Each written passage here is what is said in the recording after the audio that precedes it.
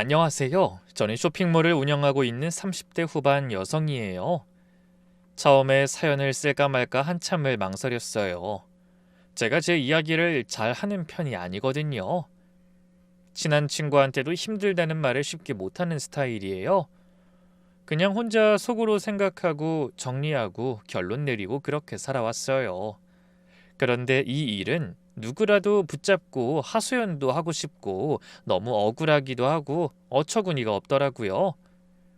사실 지금도 가끔 꿈에 나오긴 해요. 제가 주변에 이야기를 털어놨더니 사연 채널에 보내야 하는 거 아니야? 그 말을 한두 번 들은 게 아닌데 한동안은 그냥 웃어 넘겼어요. 그러다 어느 날 문득 이런 생각이 들었어요. 나처럼 뭔가 이상하다 싶으면서도 확신이 없어 망설이고 있는 분들이 어딘가에 있을지도 모른다고요. 그분들한테 조금이라도 도움이 됐으면 좋겠다 싶었어요. 제 이야기는 아주 사소한 데서 시작했습니다. 놓고 온 가방 하나가 제 인생을 바꿔놨습니다. 저는 부산 출신이에요. 아버지가 중학생 때 일찍 돌아가셔서 어머니하고 단둘이 살았어요. 어머니가 식당 일을 하면서 저를 키웠는데 얼마나 고되셨을지 지금 생각하면 마음이 많이 아려요. 그래서인지 어릴 때부터 어머니한테 손 벌리는 게 미안했어요. 용돈도 알아서 벌어 쓰려고 했고 대학 등록금도 장학금이랑 아르바이트로 거의 다 해결했어요. 남한테 기대는 게 익숙하지 않아요. 지금도 그렇고요. 대학 졸업하고 서울에서 직장 몇 년 다니다가 퇴직하고 나서 쇼핑몰을 시작했어요. 처음에는 진짜 자본이랄 것도 없이 정말 작게 시작했어요. 한쪽 구석에서 혼자 만들고 혼자 사진 찍고 포장하고 그렇게 10년 넘게 꾸려오다 보니 지금은 작은 사무실도 하나 얻었고 아르바이트생도 한두 명 두고 운영할 정도는 됐어요. 결혼은 솔직히 서두르진 않았어요.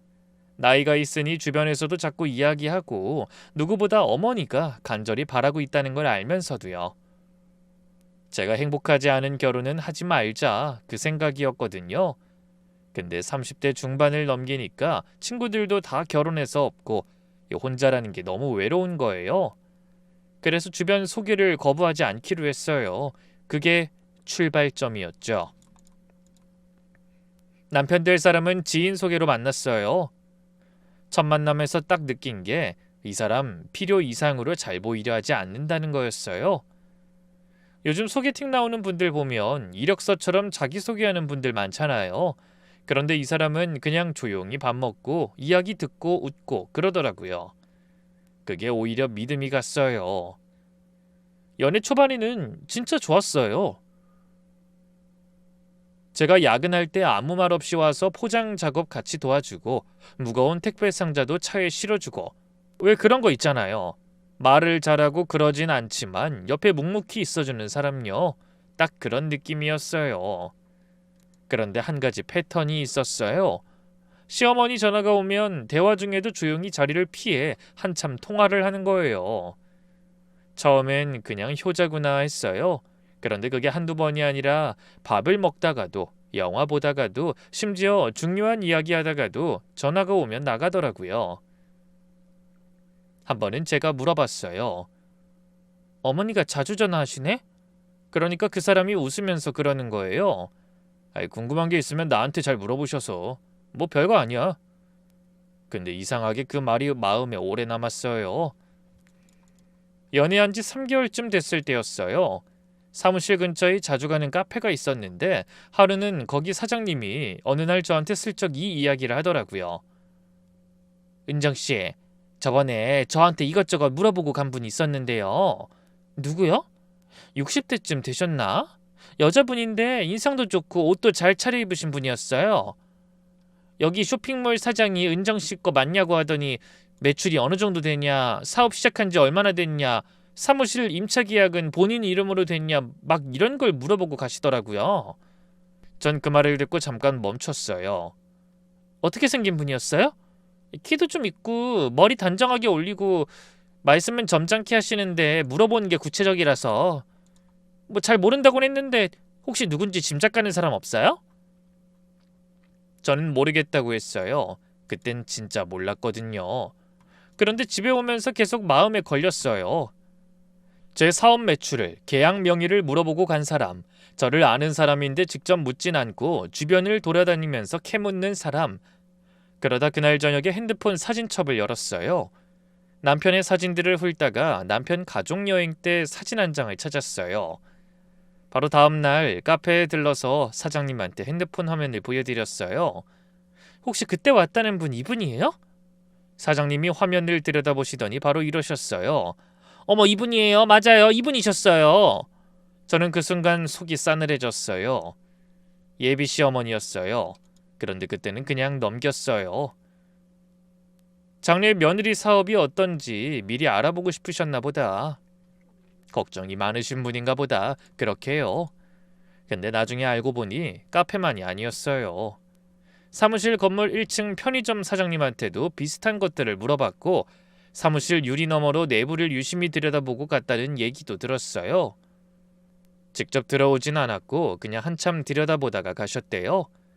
그때는 그냥 물어보셔도 될 일인데 하고 넘겼는데 지금 생각해보면 그게 전혀 그러려니 할 일이 아니었던 것 같아요. 1년 연애 끝에 그 사람이 먼저 결혼 이야기를 꺼냈어요. 저도 흔쾌히 수락했고 기뻤죠.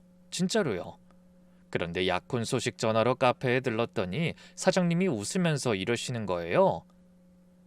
아, 그 전에 시어머님 될 분이 얼마 전에 또 다녀가셨어요. 좋은 일 있으려나 했더니 맞네요. 정말 축하해요. 또 한 번 약혼쯤에 또 오셨다는 거예요. 그 타이밍이 좀 묘했어요. 결혼 이야기 나오기 전에 한 번, 결혼 이야기 나온 후에 한 번. 뭘 확인하러 오신 걸까? 그 생각이 머릿속에서 잠깐 맴돌다가 그땐 그냥 지워버렸어요.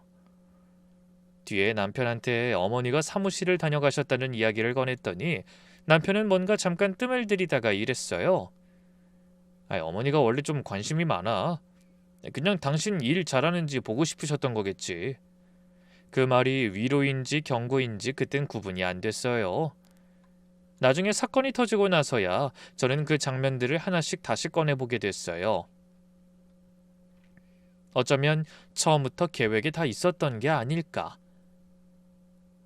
결혼이 정해지기도 전부터 제 사업 규모와 자산을 조용히 훑어보고 다니셨던 거라면 그건 며느리감을 걱정하신 게 아니라 며느리감의 재산을 파악하신 거였던 거죠. 그때 알아챘어야 했는데 하고 지금도 생각해요. 그런데 사람은 보고 싶은 것만 보잖아요. 그땐 저도 예비 남편하고 결혼할 생각만 하느라 눈이 멀었던 거예요. 얼마 뒤 첫 시댁 방문 날이었어요. 저는 전날 밤부터 긴장했어요. 어떤 분일까? 첫인상은 어떨까? 잘 보일 수 있을까? 이런 생각을 하면서요. 시어머니는 깔끔하게 차려입고 오셨는데 옷도 단정하고 머리도 정갈하게 하셨고 첫인상은 나쁘지 않았어요. 반갑게 맞아주시면서 손도 꼭 잡아주시고요. 그런데요, 이상한 게 있었어요. 웃을 때 눈이 같이 웃질 않았어요. 입꼬리는 올라가 있는데 눈은 저를 아주 창창히 훑고 있는 느낌이었어요. 마치 무슨 값을 따지는 것 같은. 그게 제 착각인가 싶어서 억지로 넘겼는데 식사 자리에서 그게 착각이 아니었다는 걸 알게 됐어요. 밥을 먹다가 시어머니가 아주 자연스럽게 물어보시는 거예요. 쇼핑몰 운영한다고? 요즘 그런 거 잘 되나 몰라? 네, 그냥 조금씩 하고 있어요. 직원은 있고 아르바이트생 한두 명 정도요. 사무실은 임대야 월세야? 아, 지금은 월세로 쓰고 있어요. 말은 다 자연스럽게 이어졌는데 전 이게 왜 이렇게 속도감 있게 들어오지 싶었어요. 잠깐 쉬었다가 이번엔 친정에 대해서 또 질문이 이어지더라고요. 친정은 어떻게 돼? 부모님 두 분 다 계시고? 아버지는 어릴 때 돌아가셨고 어머니만 계세요? 아이고, 그래? 그럼 어머니가 딸한테 많이 의지하겠네. 재산은 어머니가 직접 관리하시나? 아니면 은정씨가 다 맡아서 하고 있어? 그 질문에서 전 잠깐 멈칫했어요. 처음 만나는 자리인데 식사 중에 무슨 재산이요? 저는 웃으면서 그냥 얼버무렸어요. 더 이상 이어지지 않게 다른 이야기로 돌렸어요. 시아버지는 밥 먹는 내내 아무런 말씀이 없었어요. 주도권은 완전히 시어머니한테 있었고 시아버지는 마치 이 자리에 계신 건지 안 계신 건지 모를 정도로 조용하셨어요. 나중에 생각해보니 그분이 이 집에서 얼마나 오래, 얼마나 지쳐서 그렇게 가만히 계셨을지 싶더라고요. 식사가 다 끝나고 차 한 잔을 마시는데 그때 시어머니가 이런 말씀을 하시는 거예요. 우리 준혁이가 큰아들이라 책임이 많아요. 은정씨가 같이 좀 든든하게 받쳐줘야지. 그 말이 왠지 그냥 넘어가지질 않았어요. 큰 며느리이니 든든해야 한다. 받쳐줘야 한다. 이게 정서적으로 지지해달라는 건지 아니면 경제적으로 뒷받침해달라는 건지 그 경계가 묘하게 흐릿했거든요. 집에 오는 차 안에서 남편한테 넌지시 말했어요. 오늘 보니까 어머니가 돈 이야기를 많이 하시더라. 남편이 웃으면서 이랬어요. 원래 좀 현실적인 분이라서 그래. 왜 기분 나빴어? 아니 돈 이야기만 하다가 온 것 같아서 그래. 그런 분 아니니까 걱정하지 마. 그 말 한마디로 닫아버리는 거, 그게 그날 제가 느낀 두 번째 찜찜함이었어요. 두 번째 시댁 방문은 분위기가 좀 달랐어요. 시어머니가 중요한 이야기가 있으니 다 같이 모이자고 해서 갔는데 거실에 앉으니까 서방님과 동서가 나란히 앉아있는 거예요. 남편은 들어서자마자 눈을 몇 번 깜빡이더니 저한테 작게 뭔 일이지? 라고 속삭였어요. 본인도 모르고 온 거였어요. 그리고 그 자리에서 시어머니가 중대 발표를 하셨어요.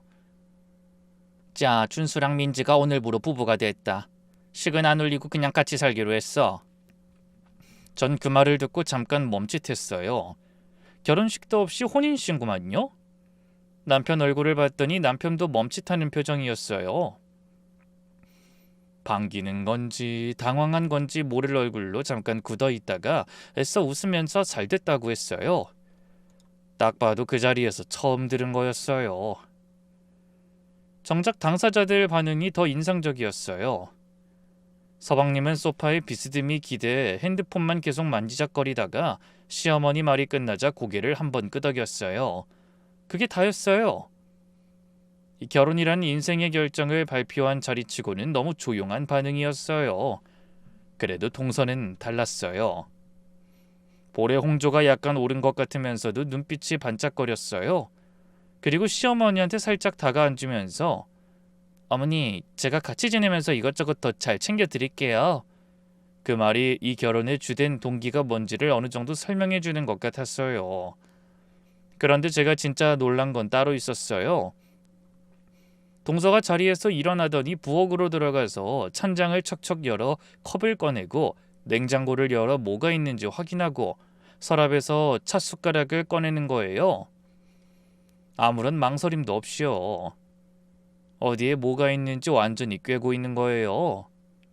시댁에 몇 번 온 사람의 움직임이 아니었어요. 완전히 자기 집이었어요. 제가 뒤에 슬쩍 남편한테 물었어요. 민지씨 여기 자주 왔다 갔다 하나 봐? 남편이 잠깐 뭔가 생각하는 얼굴로 이랬어요. 자주 왔던 것 같긴 한데 뭐 거의 살다시피 했었지. 그게 그냥 하는 말이 아니라는 게 동서 움직임을 보면 알 수 있었어요. 나중에 들은 이야기로는 서방님이랑 사귄 지 얼마 안 됐을 때부터 시댁에 드나들었대요. 처음엔 밥만 먹고 갔는데 어느 순간부터 청소도 하고 장도 봐주고 그러다 보니 시어머니가 좋아하셔서 그냥 눌러앉은 거라고요. 차를 들고 나온 동서가 제 앞에도 잔을 놓으면서 이랬어요. 드세요. 이 차 저번에 어머니 선물로 들어온 건데 진짜 맛있거든요. 웃는 얼굴로 친근하게 다가왔는데 그 말이 어쩐지 이 집에서 자기 위치를 확인하는 말처럼 들렸어요. 내가 여기 다 알아요. 난 여기 사람이에요. 그런 선언처럼요. 자리가 정리되고 이야기가 오가는데 서방님한테 남편이 물었어요. 야, 너 결혼하면 어쩔 거야? 취직은? 서방님이 핸드폰에서 눈을 떼지 않은 채로 이랬어요. 아이 뭐 천천히 알아보면 되지. 천천히? 아이 결혼까지 해서 한시가 급한 놈이 뭘 천천히 알아봐. 아이 형은 뭘 이렇게 자꾸 물어. 그게 끝이었어요. 남편도 더 물어보지 않았고 시어머니도 그 대화에 끼어들지 않으셨어요. 서방님 취직 이야기는 그렇게 핸드폰 너머로 조용히 묻혔어요. 저는 그 장면을 보면서 생각했어요. 이 집에서는 서방님이 저런 대답을 해도 아무도 뭐라 안 하는구나. 그게 지금까지 시어머니가 다 알아서 해주시니까 알아볼 필요가 없는 거예요. 동서도 그 부분에선 말도 미안해하는 기색조차 없었어요. 오히려 그쪽에서는 관심도 없는 일인 것 같았어요. 취직이든 뭐든 자긴 이 집에 들어온 것 자체가 목적인 것처럼요. 뒤에 식사 준비가 시작됐을 때였어요. 시어머니가 부엌으로 들어가시자 동서가 바로 따라 들어갔어요. 그러면서 자기가 이것 하겠다 저것 맡겠다 하면서 자연스럽게 주방 일을 나눠 가졌어요. 저도 들어가서 도우려고 했더니 동서가 밝게 웃으면서 이랬어요. 아직은 손님이시잖아요. 괜찮아요. 앉아 계세요, 형님. 제가 하면 돼요. 억양은 친절했는데 저는 그 자리에서 묘하게 밀려난 기분이 들었어요. 도우려고 들어갔다 거실로 돌아온 거잖아요. 이 손님이라는 그 말도 참 묘했고요. 남편한테 눈짓을 했더니 남편은 그냥 어깨만 으쓱했어요. 뭘 어떻게 하라는 건지 모르겠다는 표정이었어요. 얼마 뒤에 밥을 먹다가 시어머니가 저한테 이런 말씀을 하셨어요. 민지는 아직 어리고 아무것도 모른다. 은정이 네가 맏며느리니까 집안을 이끌어줘야지. 저는 멋쩍게 웃으면서 받았어요. 네, 뭐 저도 잘하진 못하지만 결혼해서 같이 잘해보면 되죠. 그런데 시어머니가 물러서지 않으셨어요. 가치가 어딨어. 마지답게 해야지. 집안에는 그런 사람이 있어야 자리가 잡히는 거야. 저는 요즘 그런 개념이 달라지지 않았냐고 조심스럽게 말씀드렸어요. 그 말을 시어머니가 살짝 한숨을 내쉬면서 이러셨어요. 아무리 세상이 달라졌어도 마지가 너그럽게 양보하고 베풀어야 한다는 건 안 변해. 그 타이밍에 동서가 거들었어요. 어머니 말씀이 맞아요. 제가 많이 배울게요. 형님 잘 봐주세요. 그러더니 저를 보며 씩 웃었어요. 진심인지 아닌지 알 수 없는 웃음이었어요. 그 이야기가 식사 내내 커피 마시는 자리에서도 각도만 조금씩 달라지면서 계속 나왔어요. 맏며느리, 양보, 희생, 너그러움. 전 그때마다 적당히 받아치거나 웃으며 넘겼는데 반복되면 반복될수록 이게 덕담이 아니라는 느낌이 강해졌어요. 집에 오는 차 안에서 남편한테 물었어요. 근데 민지 씨 직업이 뭐야? 직업은 아니고 하는 일이 있긴 한데 뭐 잠깐 파트타임으로 일한다던데. 서방님이랑 결혼하면 생활은 어떻게 한대? 둘 다 수입이 별로 없는 거잖아. 남편이 창밖을 보면서 이랬어요. 어머니가 좀 도와주시겠지 뭐. 어머니가 도와주신다. 서방님도 그 말을 했고 남편도 그 말을 하고 있었어요. 이 집에서 어머니가 알아서 해주신다는 말은 그냥 하는 소리가 아니라 진짜로 그렇게 굴러가고 있다는 뜻이었어요. 전 그날 밤 고민이 많아졌어요. 남편과 저는 저대로 잘 살면 그만이지만 결혼식도 없이 혼인신고만 하겠다는 발표부터 그 자리에서 저한테 반복되던 말, 맏며느리, 양보, 희생, 그 말들이 연결되면서 앞으로 시댁에서 제가 어떤 자리로 설게 될지가 조금씩 보이기 시작했어요. 세 번째로 시댁에 들렀던 건 제가 먼저 요청한 자리였어요. 결혼식 날짜도 잡아야 하고 예식장도 알아봐야 하고 혼수 범위나 예단 같은 것들도 집안끼리 얘기를 나눠야 하잖아요. 남편이 본격적으로 어머니랑도 이야기 나눠야 하지 않냐고 했고 저도 그 말이 맞다 싶어서 시어머니한테 연락을 드렸어요. 시어머니도 흔쾌히 오라고 하셨고요. 가는 길에 남편이랑 차 안에서 이런저런 이야기를 했어요. 예식장은 너무 크지 않아도 된다. 혼수는 실용적인 걸로 하자. 신혼여행은 길게 가기 어려우니까 가까운 데로 하자. 저도 나름대로 메모장에 물어볼 것들을 정리해뒀어요.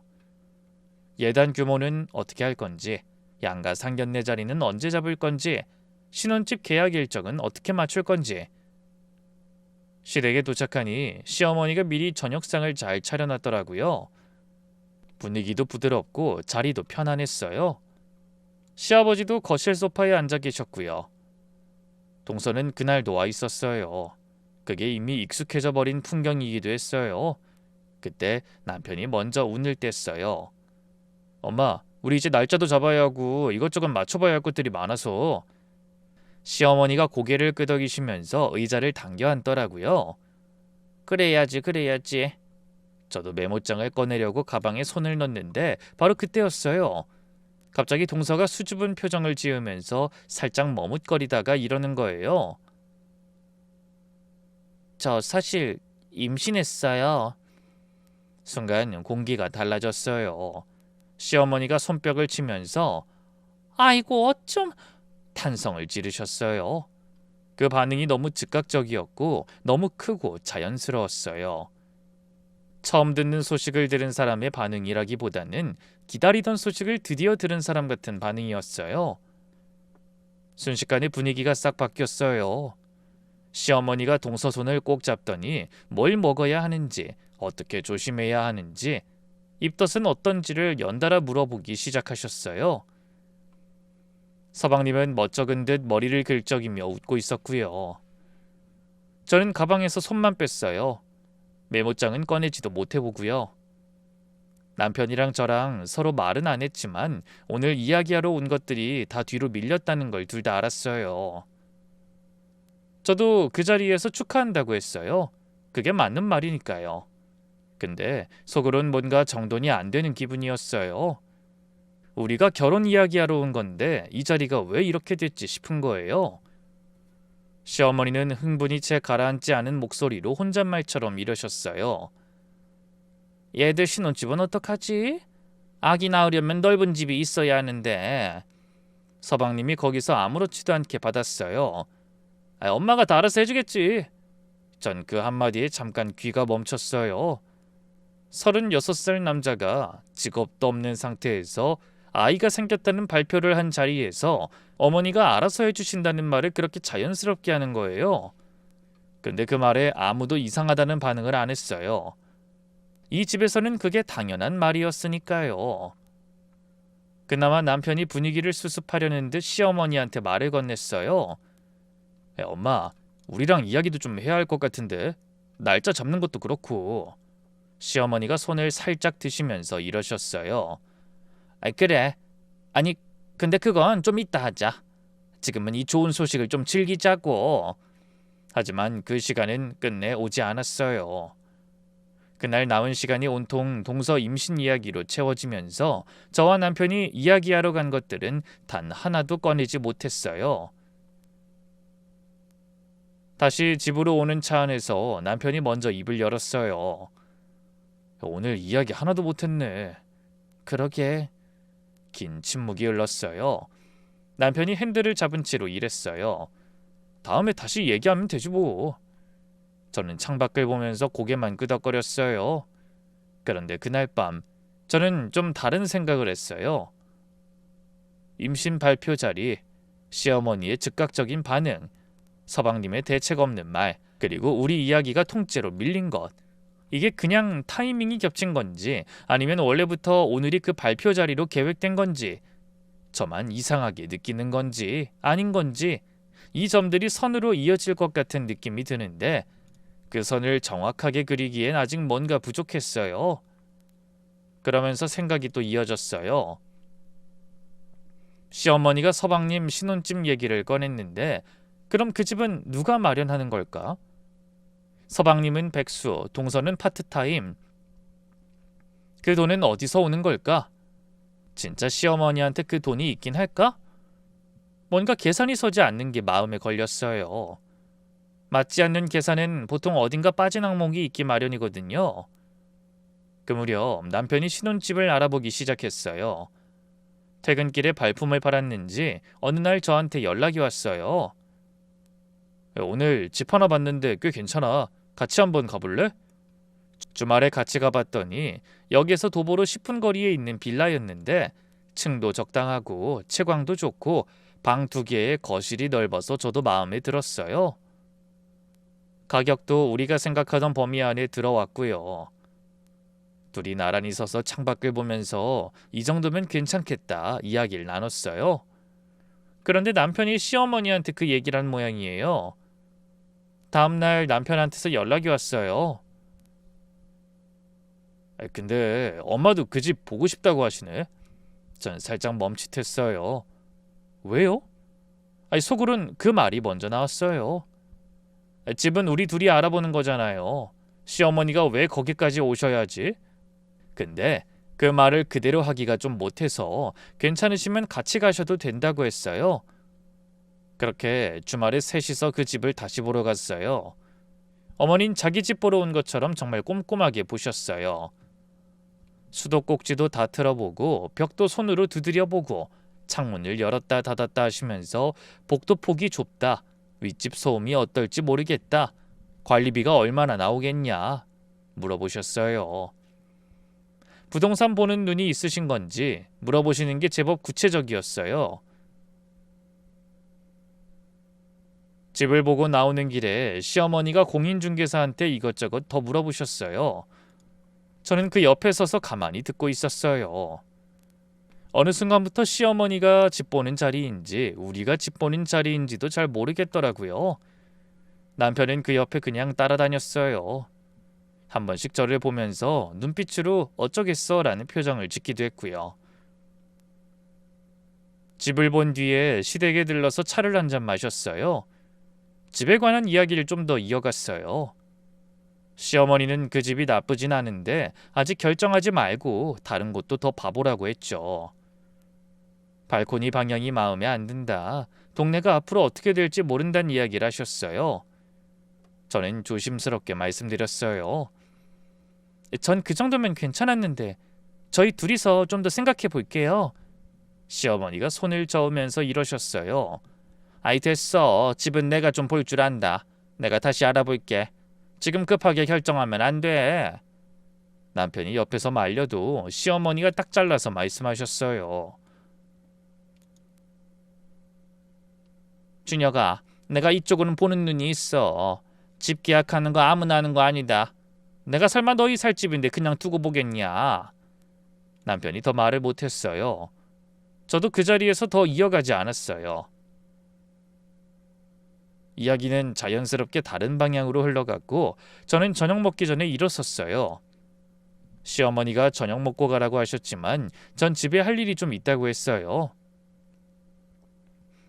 남편이 시댁에 좀 있다 온다고 해서 저 혼자 먼저 나왔어요. 그런데 시댁 골목을 빠져나오면서 핸드백을 뒤적이다가 멈췄어요. 화장품 파우치가 없더라고요. 아까 화장실 선반에 올려뒀던 게 생각났어요. 손 씻고 나서 거울 앞에 잠깐 올려뒀다가 그냥 나온 거예요. 그 안에 립밤이랑 작은 거울이 들어있는데 거기 그냥 두기가 싫어서 다시 돌아갔어요. 골목 끝에서 다시 돌아서서 시댁 현관 앞에 섰어요. 초인종을 누르려고 손을 뻗는데 현관문이 닫혀있지 않았어요. 제가 나오면서 완전히 안 닫힌 건지 살짝 열려 있었어요. 틈이 손가락 하나 들어갈 정도로 벌어져 있었고 그 틈으로 거실 목소리가 새어나왔어요. 시어머니 목소리였어요. 그런데 그 목소리가 달랐어요. 저한테 하시던 그 부드럽고 점잖은 목소리가 아니었어요. 뭔가 쫓겨있는 사람처럼 급하더라고요. 야, 은정이 통장이랑 도장 여기 갖고 있어. 빨리 연락해. 저는 그 자리에서 굳어버렸어요. 심장이 한 박자 늦게 뛰는 것 같았어요.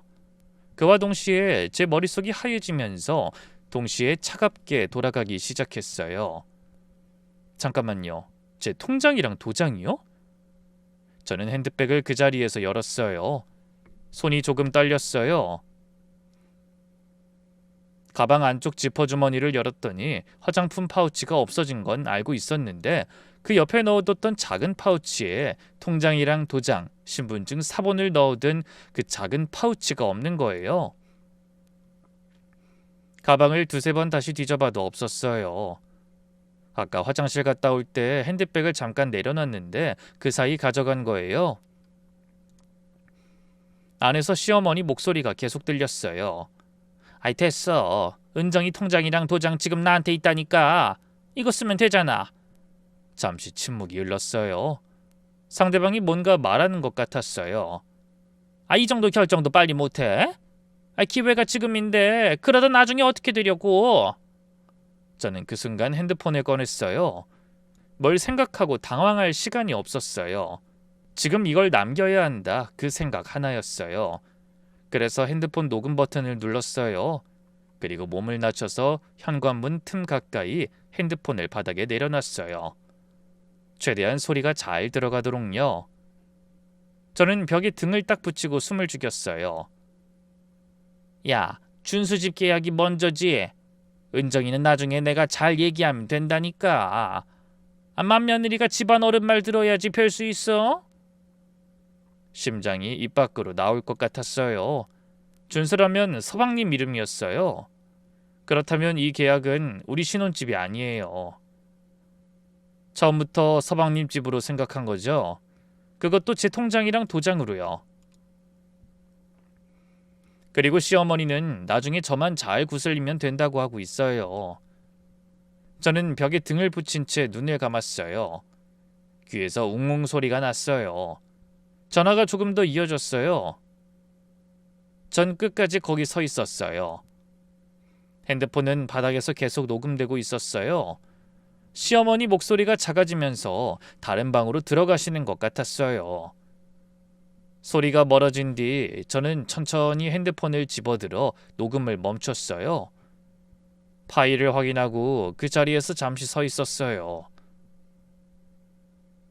화장품 파우치. 맞아요. 그걸 찾으러 온 거잖아요. 전 아무렇지 않은 척 표정 관리를 한 뒤 초인종을 눌렀어요. 현관문이 열리자마자 앞에 시어머니가 있었는데 표정이 굳었어요. 딱 한 박자요. 뭐 금방 풀어지긴 했는데 전 그 한 박자를 놓치지 않았어요. 어?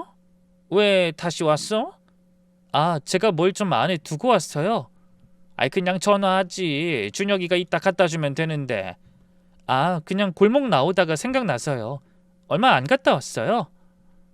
시어머니가 한 박자 더 뜸을 들이다가 문을 열어주셨어요. 거실에 들어가니 남편이 소파에 앉아 있었어요. 저를 보더니 눈을 크게 뜨면서 이랬어요. 어? 왜 다시 왔어? 뭐 두고 와서. 잠깐 화장실 좀 들어갔다 나올게. 저는 화장실로 들어가 선반 위에 있던 화장품 파우치를 챙겼어요. 집어들면서 자연스럽게 핸드백 안을 슬쩍 확인했어요. 역시나였어요. 통장과 도장이 든 게 없었어요. 화장실에서 나오면서 전 표정을 가다듬었어요. 최대한 아무렇지도 않게요. 어머니, 저 화장실에 둔 건 찾았는데요. 핸드백에 작은 파우치가 하나 더 있었거든요. 서류 같은 거 넣어둔 건데 안 보이네요. 혹시 어디 떨어져 있는 거 못 보셨어요? 시어머니가 눈을 한번 깜빡이셨어요. 글쎄, 못 봤는데. 제가 좀 찾아봐도 될까요? 중요한 거라. 그래. 저는 거실 소파 아래를 들여다봤어요. 소파 쿠션 사이에도 손을 넣어봤는데 없었어요. 제가 여기저기 찾고 다니니까 남편도 일어나서 같이 찾기 시작했어요. 거기 뭐 들었는데? 통장 사본이랑 도장, 신분증 사본도 있어. 남편 얼굴이 굳었어요. 아이, 중요한 거네. 아, 잘 좀 챙기지. 그걸 언제 꺼냈어? 핸드백에 넣어놨었는데. 시어머니가 아무 말 없이 서 계셨어요. 전 일부러 시선을 그쪽으로 두지 않고 자연스럽게 주방 쪽으로 이동했어요. 아직 저녁 준비 전이라 조용했어요. 싱크대 위를 훑어도 없었어요. 그런데 주방 한켠 냉장고와 벽 사이 좁은 공간에 작은 바구니가 있었어요. 평소엔 눈에 잘 안 띄는 자리였어요. 전 그쪽으로 걸음을 옮기면서 자연스럽게 바구니 안을 봤어요. 근데 그 안에 제 파우치가 들어있었어요. 영수증 더미 아래에 반쯤 덮인 채로요. 저는 심장이 쿵 내려앉는 걸 느끼면서도 손이 떨리지 않게 악물었어요. 그리고 파우치를 집어들면서 돌아섰어요. 아, 여기 있네요. 찾았어요. 제가 조심했어야 했는데 죄송해요. 핸드백 안에 파우치를 넣으면서 잠금을 확인했어요. 오른쪽으로 잠겨 있었어요. 전 항상 왼쪽으로 잠가요. 누군가 열어봤다 닫은 게 분명했어요. 전 가방을 고쳐들고 인사를 드렸어요. 현관문을 나서면서 일부러 뒤를 돌아보지 않았어요. 바깥 공기가 찼어요. 저는 잠깐 그 자리에 서서 숨을 고르다가 천천히 걸음을 옮겼어요. 골목으로 나오는 발걸음이 겉으로는 평소랑 똑같았어요. 속으로는 아닌 척 유지하는데 온 힘을 쏟고 있었지만요. 화장실에서 주방까지 제 핸드백에서 파우치가 이동하는 데 필요한 시간은 불과 몇 분인데 제가 화장실에 들어가 있던 그 몇 분 사이에요. 여기 이걸 조금이라도 더 뒀다가는 어떻게 됐을지 생각하기도 싫었어요. 집으로 오는 내내 저는 녹음 파일을 몇 번이나 확인했어요. 그날 저녁 남편한테 자연스럽게 물었어요. 어머니가 신혼집 더 알아본다고 하셨잖아. 어디 보셨대? 그 엄마 집 근처 빌라 하나 받으셨대. 위치도 괜찮다더라. 방이 몇 개짜린데? 글쎄, 3개라고 했나? 3개짜리요. 전 그 말을 듣고 가만히 있었어요. 두 사람 신혼집에 방이 3개예요. 딱 봐도 넓어요. 그런데 아기가 생긴 가족이 쓰기엔 딱 맞는 크기예요. 며칠 후에 저는 처음에 갔던 부동산을 다시 찾아갔어요. 이번엔 좀 다르게 접근했어요. 저희 시어머니 박순자 씨 소개로 왔는데요. 빌라 계약건 확인 좀 하러 왔어요. 공인중개사분이 반가워하면서 이러셨어요. 아유, 맞아요. 어머님이 내일 계약금 입금하신다고 하셨는데 잘 오셨어요. 그러면서 서류를 꺼냈는데 계약자 이름에 적힌 이름이 보였어요. 예상대로 서방님 이름이 떡하니 쓰여 있었어요. 저는 아무 표정 변화 없이 고개를 끄덕였어요. 그리고 확인했다는 말을 나왔어요. 나오는 순간 다리에 힘이 빠지는 것 같았어요. 근처 벤치에 잠깐 앉았어요. 그리고 모든 게 선명하게 정리가 됐어요. 시어머니의 계획은 이거였어요. 제 파우치에서 통장 사본과 도장을 꺼내서 계약금을 입금한다. 계약자는 서방님 이름으로, 그리고 그 집은 서방님 신혼집이 된다. 남편은 그 집이 자기 신혼집인 줄 알고 있고 제 돈만 나가게 되는 구조예요. 그러니까 시어머니가 움직일 수 있는 카드는 하나였던 거예요. 맏며느리가 양보하고 너그럽게 베풀어야 한다는 말, 그게 덕담이 아니었어요. 그건 이미 이렇게 쓸 거라는 예고였던 거예요. 저는 벤치에서 일어서면서 결심했어요. 끝내야 할 때가 됐다. 그 무렵 동서한테서 연락이 왔어요. 짧고 조심스러운 문자였는데 내용은 이랬어요. 형님, 저 집에만 있으니까 너무 답답해요. 쇼핑몰 일 도우면 안 될까요? 가벼운 거라도요. 저는 그 문자를 받고 잠깐 생각했어요. 임신 중인 사람이 일을 하겠다고요? 몸 상태가 어떤지도 모르는데 선뜻 오라고 하기도 그렇고 그래서 전화를 했어요. 그 몸으로 괜찮겠어요? 무리하면 안 되는 거 아니에요? 동서가 밝은 목소리로 받았어요. 가만히 있는 게 더 힘들어요. 가만히 앉아서 할 수 있는 거 조금만 하면 되는 거잖아요. 전 그 말에 크게 반박하지 못했어요. 딱히 거절할 명분도 없었고 일손이 부족한 것도 사실이었거든요. 그래서 바쁠 때만 연락하기로 했어요. 며칠 후 택배 물량이 몰리는 날에 처음으로 동서를 불렀어요. 몇 달 사이 배가 볼록 나와 있었어요. 저는 자리를 안쪽에 마련해주고 가벼운 포장 작업을 부탁했죠. 그런데 뭔가가 이상했어요. 몸을 쓰는 게 임산부답지 않았어요. 보통은 허리를 쓸 때 조심하잖아요. 앉았다 일어날 때도 한 손을 짚거나 천천히 움직이고요.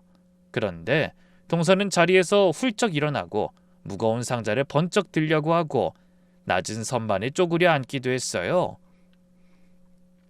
제가 무거운 건 들지 말라고 해도 계속 괜찮다고 했어요. 이상하다 싶으면서도 사람마다 임신 경과가 다르니까 그럴 수도 있겠다 싶었죠. 그리고 2번, 3번 더 왔어요.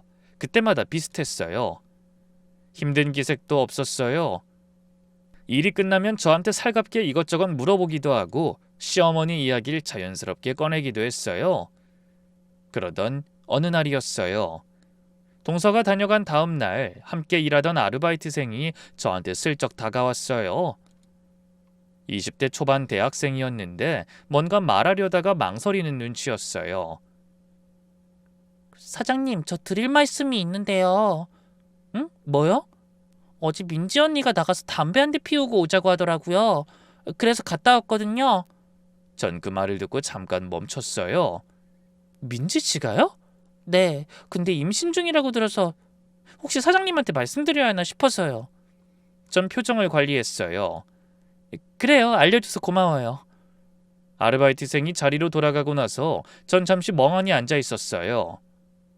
임신 중에 담배를 피운다뇨? 그건 절대 아이 가진 사람이 할 수 있는 행동이 아니에요. 저도 의학 전문가는 아니지만 그건 누가 봐도 안 되는 거잖아요. 그런데 거리낌 없이 피웠다고요. 머릿속에서 그동안 쌓아뒀던 장면들이 다시 떠올랐어요. 임산부답지 않은 움직임, 담배까지 어쩌면 임신이 아닌 건 아닐까. 그 생각이 들기 시작하니까 멈추질 않았어요. 생각해보면 동서의 임신은 이 판 전체를 움직이는 가장 중요한 카드였어요. 그리고 그 카드는 처음부터 가짜였던 거고요. 저는 며칠을 혼자 생각했어요. 섣불리 움직이면 안 됐어요. 감정적으로 가면 오히려 흥분한 사람이 돼버리고 손해예요. 그래서 차분하게 제가 가진 것들을 하나씩 정리했어요. 저는 가장 먼저 남편을 불렀어요.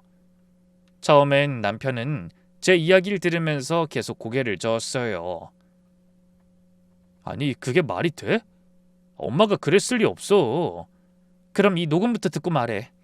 저는 핸드폰을 꺼내서 그날 현관 앞에서 녹음한 파일을 들었어요. 시어머니 목소리가 흘러나오고 파일이 끝날 때까지 남편이 테이블에 팔꿈치를 짚고 이마를 손으로 감쌌어요. 이게 어디서... 전 계속했어요. 그것만이 아니야.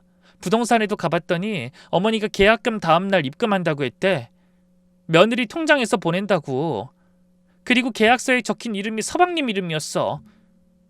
우리 신혼집이라고 했지만 처음부터 서방님이랑 동서집이었던 거야. 어머니 계획이었고. 남편이 오랫동안 아무 말도 하지 않았어요. 저는 핸드폰을 가방에 넣으면서 말했어요.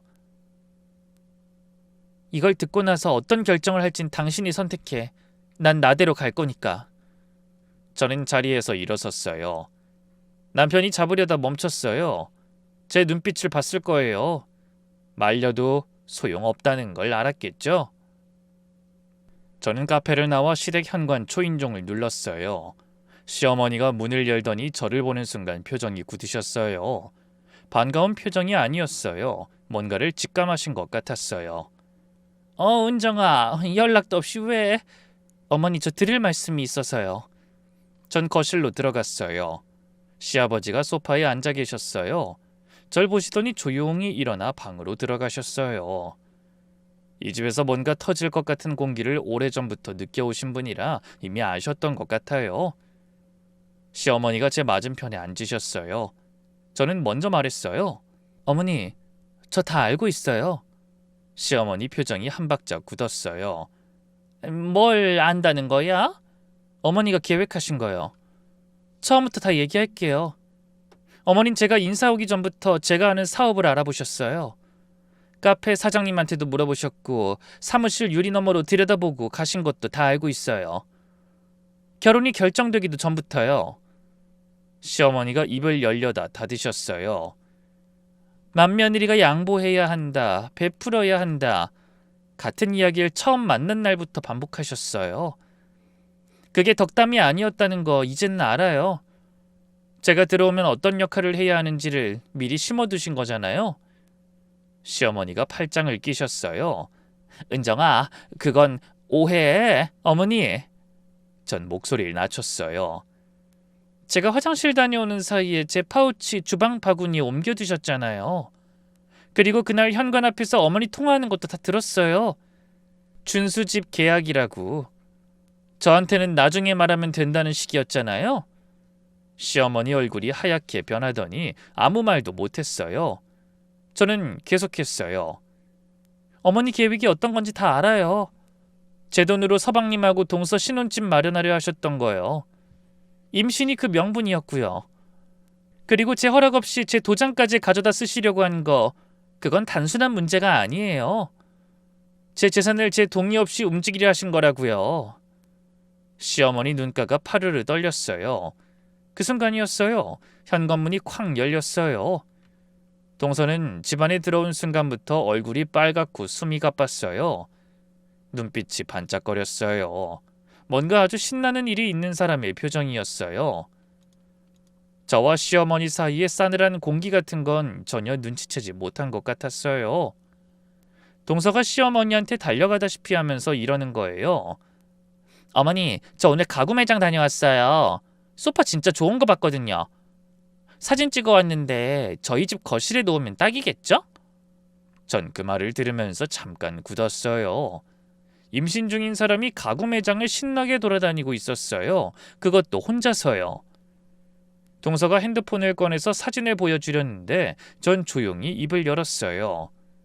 민지씨, 저 혹시 배 좀 봐도 될까요? 동서 얼굴이 굳었어요. 네? 지금 몇 개월이라고 했죠? 시어머니가 끼어드셨어요. 은정아, 너 갑자기 그게 무슨... 저는 시어머니를 보지 않고 동서를 봤어요. 왜요, 민지씨? 왜 안 보여줘요? 같은 여자끼리 뭐 어때요? 동서가 한 발 뒤로 물러섰어요. 그걸 갑자기 왜요? 제가 보여줄 이유가 없잖아요. 임신한 사람이 제 사무실 일하러 왔을 때 담배까지 피웠다면서요? 동서 눈이 흔들렸어요. 전 한 발 앞으로 다가갔어요. 그때 동서가 뒤로 물러나다가 소파 다리에 발이 걸렸어요. 중심을 잃으면서 뒤로 넘어졌어요. 저는 손을 뻗으려고 했는데 그 순간 동서 임신복이 들려 올라갔어요. 딱딱한 테두리에 반투명한 실리콘 소재, 배 모양으로 만들어진 그 복대를 가족들 모두가 본 순간 거실 안이 완전히 얼어붙었어요. 시어머니가 그걸 본 순간 굳었어요. 마침 방에서 나오던 시아버지도 멈췄고요. 서방님이 방문을 열고 나오다가 거실 바닥에 앉아있는 동서를 보고 굳었어요. 동서는 일어나지도 못하고 자리에서 임신복을 내리려고 허둥댔어요. 이미 다 보였는데도요. 그때 눈치를 보던 동서가 바닥에서 울기 시작했어요. 손으로 얼굴을 감쌌어요. 죄송해요. 저도 이러고 싶지 않았어요. 아무도 말이 없었어요. 전 그 자리에서 세 사람을 천천히 훑어봤어요. 시어머니와 서방님 그리고 동서. 각자 목적이 있었고 각자의 역할이 있었어요. 그리고 저는 그 판 전체에서 돈줄일 뿐이었고요. 저는 가방을 들었어요. 저 파혼하겠습니다. 거실이 조용했어요. 시어머니가 입술을 달싹이셨어요. 은정아, 잠깐. 저는 시어머니를 정면으로 봤어요. 제 통장에서 아직 아무것도 빠져나가지 않았어요. 참 다행이죠? 안 그랬으면 경찰서에서 만났을 텐데. 여기까지 한 걸 다행으로 하세요. 시어머니 낯빛이 하얗게 변했어요. 저는 현관으로 걸어가 신발을 신었어요. 뒤에서 아무도 잡지 않았어요. 문을 닫고 나오는 순간 뒤에서 시어머니 목소리가 들렸어요. 은정아, 계약금은 어쩌냐고? 어? 우린 어쩌라고? 저는 걸음을 멈추지 않았어요. 골목을 빠져나오면서 저는 생각보다 울지 않았어요. 눈물이 날 것 같았는데 막상 나오지 않더라고요. 오히려 머릿속이 이상하게 고요했어요. 끝났다. 그 생각뿐이었어요. 얼마 뒤 그 세 사람이 절 찾아왔어요. 연락도 없이 사무실 앞으로 온 거예요. 마침 그때 아르바이트생이 일하고 있었는데 전 잠깐 자리를 비워달라고 했어요. 시어머니가 먼저 들어왔어요. 평소랑 달리 기가 좀 죽어 보였어요. 앉으면서 한숨부터 쉬더라고요. 서방님은 머리를 긁적이면서 어정쩡하게 서 있다가 의자에 앉았어요. 예비 동서는 눈이 부어 있었고 입술을 꽉 깨물고 있었어요. 저는 자리에 앉는 것도 기다리지 않고 먼저 입을 열었어요. 누굴 속일 생각이셨어요? 목소리가 떨리지 않았어요. 저도 그게 신기했어요. 오히려 평소보다 더 차분했어요. 제가 만만해 보였어요? 돈 좀 있으니까 이 집 맏며느리로 들어오면 양보도 할 것 같고 시키는 대로 할 것 같고 그래서 절 고른 거예요? 은정아, 내가 잘못한 건 알아. 근데 계약금 문제는... 전 목소리를 낮추면서 이랬어요. 어머니, 제 앞에서 계약금 이야기를 하시는 거예요? 시어머니가 멈추셨어요. 제 허락 없이 제 서류를 가져가려 하셨고 그걸로 다른 사람 집 계약을 하려 하셨어요. 임신도 처음부터 거짓말이었고요. 다 각자 목적이 있었던 거잖아요. 전 그 목적을 이루기 위한 도구였던 거고요. 서방님이 머리를 긁적이면서 입을 열었어요. 형수님, 진짜 죄송해요. 제가 생각이 짧았어요. 한 번만... 서방님, 36살이에요. 직업도 없고 책임질 생각도 없고 어머니가 알아서 해주겠지 하는 마음으로 여기까지 온 거잖아요. 그게 몇 번이에요? 부끄럽지도 않아요? 서방님이 고개를 떨궜어요. 저는 다시 동서를 봤어요. 민지씨, 거짓 임신이라는 걸 알면서도 이 집에 들어오고 싶었던 거예요? 서방님한테 뭘 믿고 그런 결정을 한 건지 전 솔직히 모르겠네요. 근데 적어도 저한테 한 행동은 분명히 잘못된 거예요. 동서가 눈물을 흘렸어요. 죄송해요, 형님. 진짜로요. 저는 그 눈물을 잠시 바라봤어요. 그 다음으로 옆에 있던 시어머니를 봤어요. 어머니는 계속 입을 꼭 다물고 계셨어요. 그러다가 눈가에 눈물이 맺히셨어요. 내가 잘못했다. 근데 진짜 그걸 모를 정도로 나쁜 사람은 아니야. 집안이 어렵다 보니까... 저는 차분하게 말씀드렸어요. 집안 사정이 아무리 어려워도 세상에 가족 될 사람한테 이런 사기를 치는 사람들이 어디 있어요. 돌아가세요. 법적으로 문제 생기는 부분은 따로 다 알아볼 거고요. 지금으로선 연락 안 하는 게 서로한테 좋을 것 같네요. 그러다 시어머니가 먼저 무릎을 꿇었어요. 그리고는 두 손을 모으며 빌었어요. 은정아, 잘못했어. 한 번만 봐줘. 평생 갚을게, 진짜로. 우리가 다 갚을 테니까 제발. 서방님도 따라 무릎을 꿇었어요. 형수님, 죄송해요. 제가 미쳤던 거예요. 제발요, 한 번만요. 진짜 죽을 때까지 갚을게요. 동서도 바닥에서 두 손을 모았어요. 언니, 저 정말 잘못했어요. 언니한테 이러면 안 됐는데. 제발요, 언니, 살려주세요. 세 사람이 바닥에 줄지어 무릎을 꿇고 있었어요. 저는 그 장면을 잠시 내려다봤어요. 살려달라는 말이 우스웠어요. 제가 누굴 죽이기라도 한 것처럼 살려달라고 하는 거예요. 평생 갚겠다는 말도 우스웠어요. 갚을 능력이 있으면 처음부터 이런 짓을 하지 않았겠죠. 무릎 꿇는다고 뭐가 달라지는 거 없어요. 일어나세요. 시어머니가 눈물을 훔치면서 이러셨어요. 은정아, 우리가 잘못한 거 알아. 그러니까 제발... 네가 그래도 우리 집 맏며느리... 저는 시어머니를 똑바로 봤어요. 저 이제 며느리 아니에요. 서방님도요. 저 형수님 아니에요. 그런 사이가 아니에요. 민지씨도요. 언니 아니에요. 우리 아무 사이도 아니에요. 그러니까 도와줄 이유가 없다고요. 시어머니가 떨리는 목소리로 이러셨어요. 은정아, 그래도 우리 준혁이는 어쩌니? 전 잠깐 시어머니를 봤어요. 그건 어머니 업보죠. 어머니가 판짰잖아요. 그 결과가 이거예요. 그게 누구 탓이에요? 이 집안에 사기꾼 아니고 누가 며느리로 들어오겠어요? 저는 사무실 문을 열었어요. 세 사람은 한동안 그 자리에 있었어요. 시어머니가 제 눈치를 보더니 조용히 한 명씩 일어섰어요. 세 사람이 가고 난 뒤 전 의자에 앉았어요. 그리고 잠깐 눈을 감았어요. 손이 약간 떨렸어요. 말을 하는 내내는 몰랐는데 다 끝나고 나니까 그제야 긴장이 풀리면서 손이 떨리는 거예요. 그래도 괜찮았어요. 해야 할 말을 했고 눈물 흘리지 않았어요. 저한테 해야 하는 말들을 제가 해야 하는 방식으로 했어요. 그걸로 충분했어요. 그 이후 일들은 생각보다 조용하게 정리됐어요. 계약금은 결국 입금된 적이 없었어요. 제가 파우치를 직접 찾아왔기 때문에 시어머니는 아무것도 실행하지 못했어요. 부동산 계약도 성사되지 않았고 위약금 문제도 구두 약속 수준에서 흐지부지 됐다고 나중에 들었어요. 뒤에 남편하고는 한 번 더 만났어요.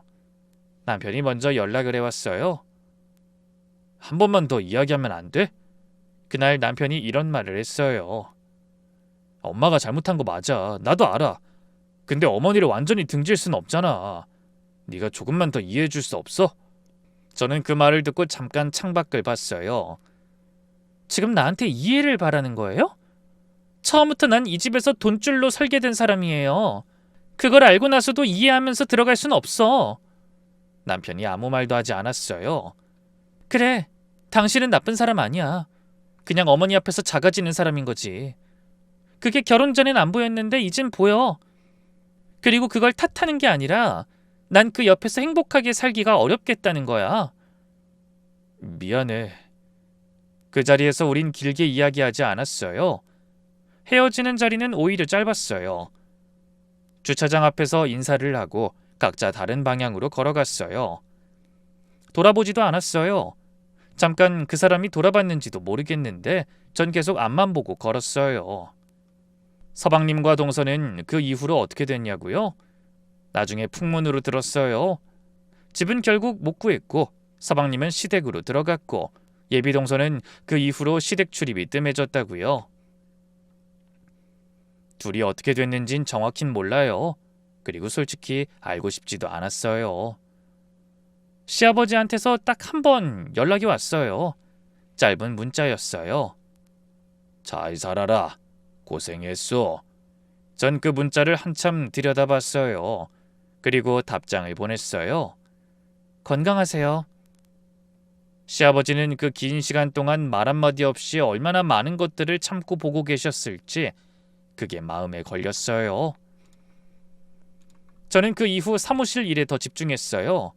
이상하게 들리실 수 있는데 그 에너지가 어디서 나왔겠어요? 그 화가 나면 일이 된다는 말이 있잖아요. 저한테 딱 그랬어요. 그때 진짜 많이 팔았어요. 야근도 많이 하고 새 상품도 만들고 그러면서 머릿속이 정리됐어요. 아직까지 결혼은 못했지만 그 전에 가족 될 사람들의 민낯을 제대로 결혼 전에 봤다는 게 하늘이 도운 일이라고 생각해요. 이 이야기를 마무리하면서 드리고 싶은 말이 하나 있어요. 뭔가 이상하다는 느낌이 들 때 그 느낌이 맞을 때가 많아요. 확신이 없어서 망설여지는 거지 그 느낌 자체가 틀린 건 아니니까요. 그러니 여러분은 저처럼 넘기지 마세요. 이상하다 싶으면 한 번쯤 멈춰서 생각해 보세요.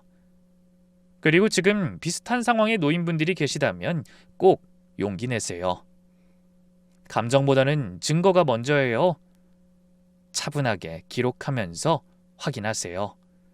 그러다 보면 길이 보일 겁니다. 긴 이야기 들어주셔서 감사합니다.